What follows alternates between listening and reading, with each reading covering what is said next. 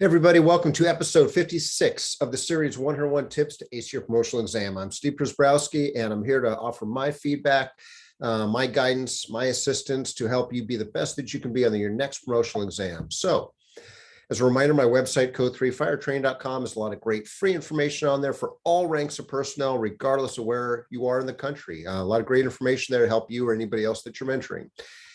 This series is based on my latest book from Fire Engineering Books and Videos, available off their website, fireengineeringbooks.com, as well as mine. If you order off of theirs, you got a green, in the green box, you got a 25% off code. Feel free to reach out if you're having any issues with that. Reach out to me and I'll see if I can figure that out.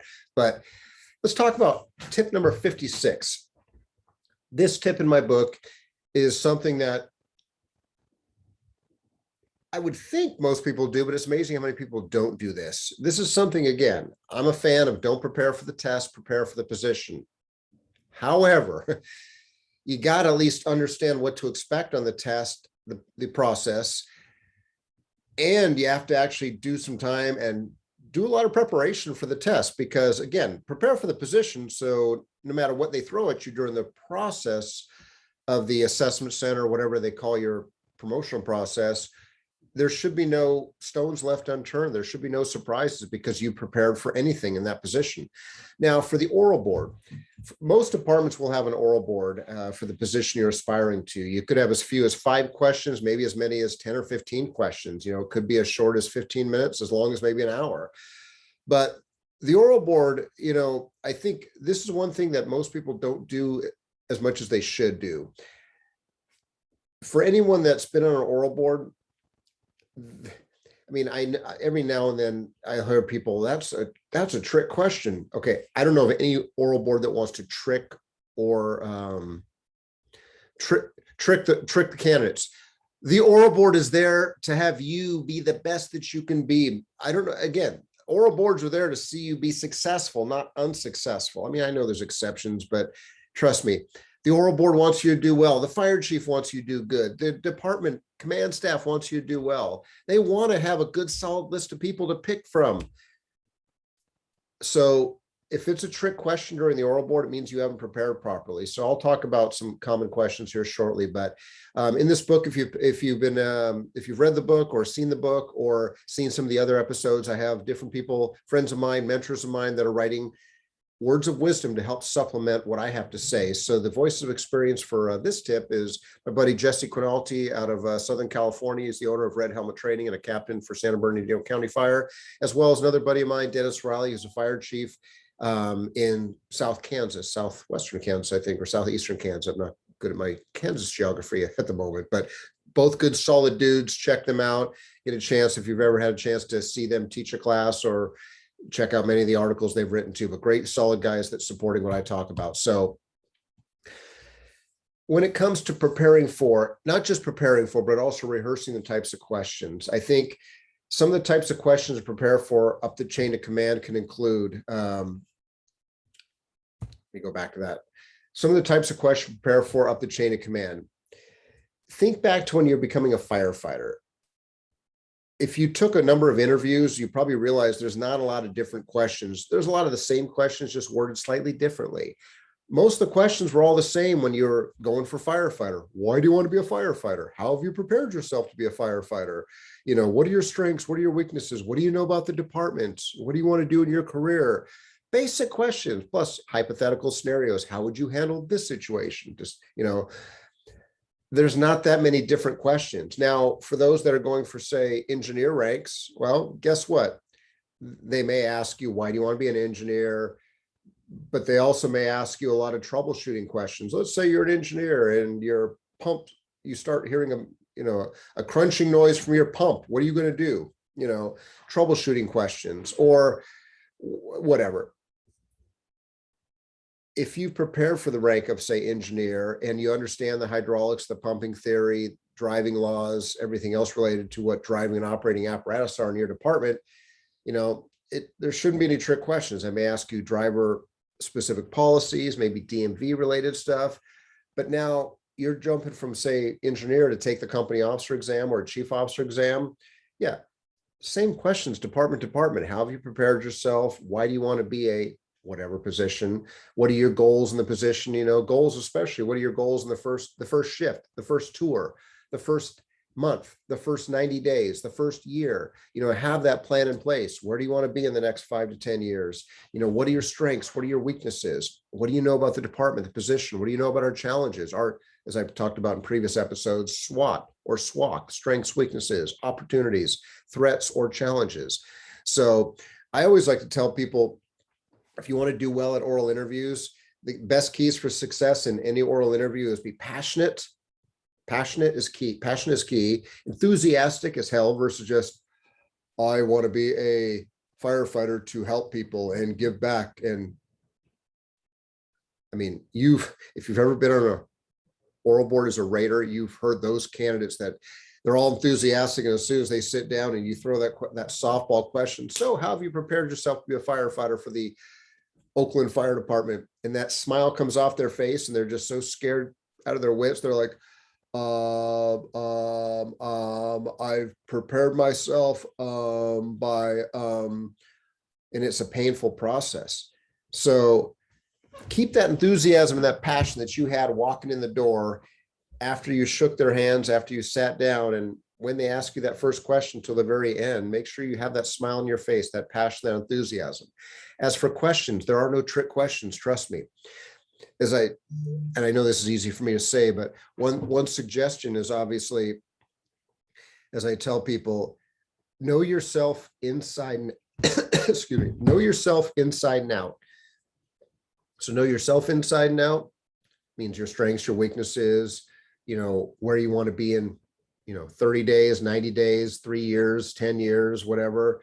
Know yourself inside and out, know your goals, know the department inside and out, know the position inside and out, know the community inside and out. And then if you know the community, the position, the department, yourself inside and out, and you show some passion and some enthusiasm, there should be nothing that trips you up or jams you up. So there's, if you go to my website, code3firetraining.com, on the free stuff link, I do have a lot of oral board questions for like most ranks, captain, battalion chief, and really even if you're going, say, for a fire chief position, the questions aren't that drastically different. Again, they're usually related to the position, the department, the community. Now, again, obviously for high up chief positions, don't be surprised that don't be surprised if you get questions related to what's your leadership style? What's the best leadership style? Give us examples of how your leadership style is appropriate for whatever situation. What's your management style? Obviously that's appropriate because you're getting up into higher level executive chief officer positions. But even if you're testing for, say, company officer, don't be surprised if they ask you questions about leadership. What's your definition of leadership? Give us an example of how you demonstrated leadership as a firefighter. And it's amazing. I've asked that question of captains before, where tell us as an example where you've demonstrated leadership as a firefighter or an engineer. And every now and then there are firefighters or engineer who are testing for captain. They go, well, I was just a firefighter. I was just an engineer. I wasn't a leader. Okay. Bullshit. All ranks have leadership potential. And if you're going into, say, a captain's exam as a firefighter engineer, is usually those are the ones that take the captain's exam. As I've shared in previous tips, be that position, prepare for that position, prepare for the position above. So if you're going in as a firefighter going, well, I'm just a firefighter, I don't have leadership potential, you're not thinking strategic enough, big picture enough. You're at the task level. And that's, again, why a lot of people fail the promotional exam of any rank, is that they're testing for the current position that they have, not the one that they aspire to or the one above. So be prepared for leadership related questions almost in every rank.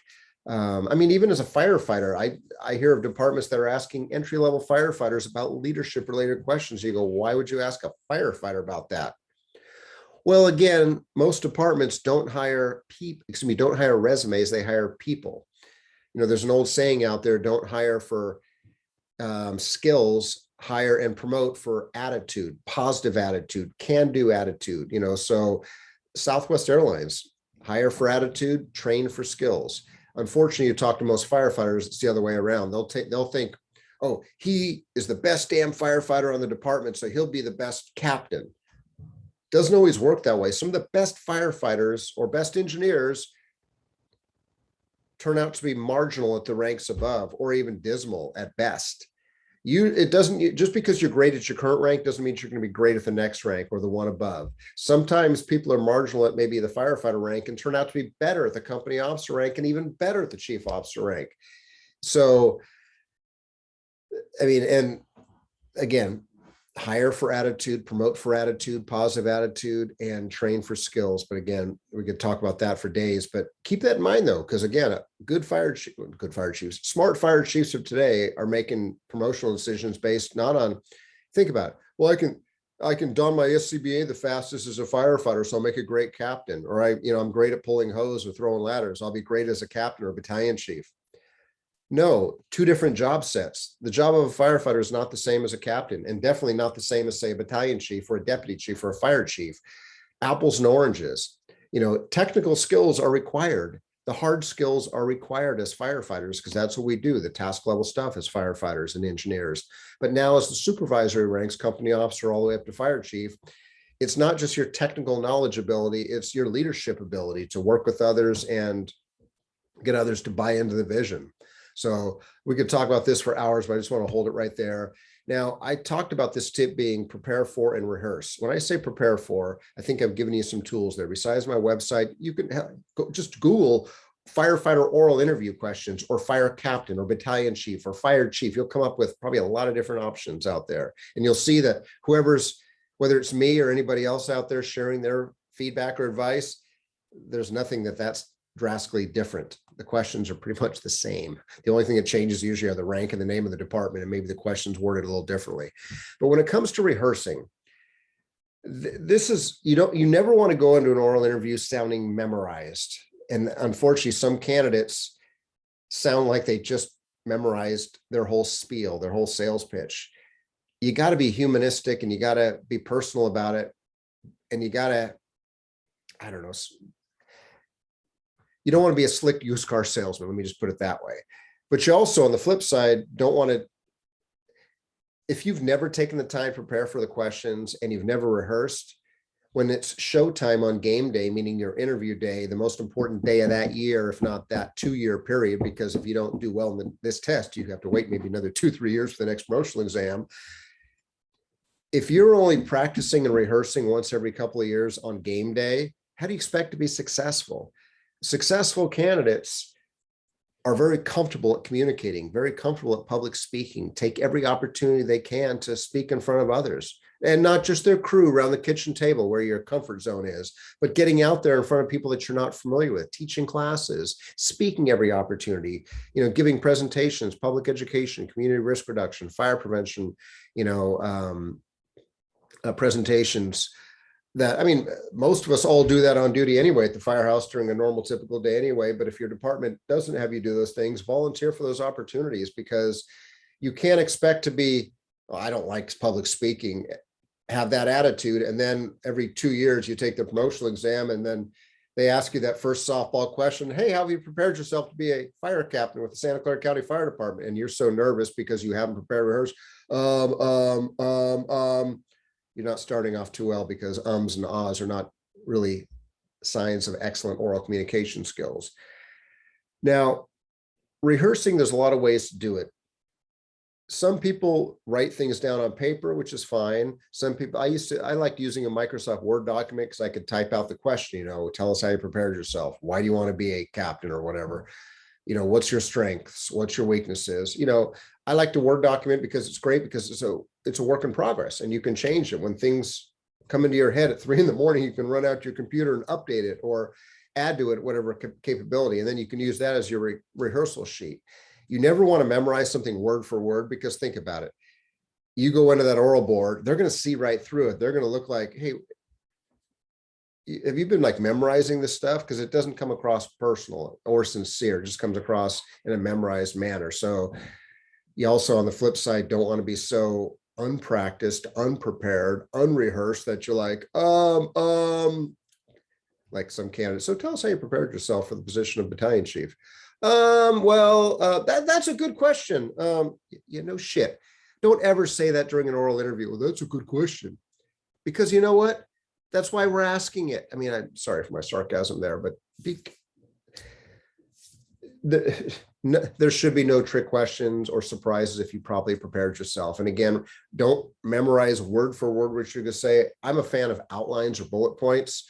So like if I get asked that question, what are your strengths? What are your weaknesses? Or whatever it is, what's your 5-year plan, 1-year plan, 90-day plan, 100-day plan, 3-week plan? I got bullet points that I have that I can think about in my head. Now I'll try to remember those bullet points. And if I'm having a brain fart, if I can at least remember that piece of paper that I put on the computer or wrote down or whatever, I can at least maybe have them come to me at some point. But find what works for you to make sure that you can properly prepare and rehearse for the questions. Again, you don't want to be a slick used car salesperson. Nothing against any of you if you are a used car salesperson. Everyone's got to have a job, pay the bills. But hopefully you get my analogy there. And again, don't take it personal. If I offended anybody, I apologize. Wasn't that an insincere apology? But I meant it sincerely, trust me. As I touched on, there should never be a trick question if you've properly prepared. It's that simple. So as I mentioned earlier, the oral board is not there to ask you trick questions or jam you up. Most of the questions do not have a right answer. That's something else that I'm not sure if I covered yet. Don't expect or think that you have to have the perfect answer, because most oral boards, when they ask you, say, a question of what's your greatest strength or what's your greatest weakness or how have you prepared, a lot of times the oral board does not have they have a grade sheet to score you, but they don't really have a right answer, because there usually is no right answers. So as long as you're selling it from the heart and not just sharing it, selling it, but saying it sincerely, backing it up with facts, supporting it, and convincing them through your thought process that this is who you are and this is who you're going to be, not what you think they want you to be. Meaning, don't ever answer a question the way, well, I think that's how they want me to answer that question. You're gonna be wrong 99% of the time. Be yourself, be honest, answer it from the heart. And as I mentioned, also justify your answers and support your positions. That's the key to oral board success. Don't just tell me you're dependable. Okay, that's a 70% answer. Instead, I'm dependable. Here's an example why. Support it, back it up with a fact. And I think it's critical for a fire captain to be dependable, because everybody is depending on me, my crew, the other shifts, my other firehouses, my administrative staff, the community that we're fortunate to serve, the department, the city, blah, blah, blah, blah. Justify it, support it, back it up, and then also answer it nicely, cleanly organized, thought process, well thought out answer. Again, that doesn't come across as memorized or rehearsed, just as properly prepared. It's a fine line. So as always, thank you very much for the gift of your time. Feel free to reach out on social media if I can be of assistance to any of you. And until the next episode, be safe, take care, and we'll see you soon.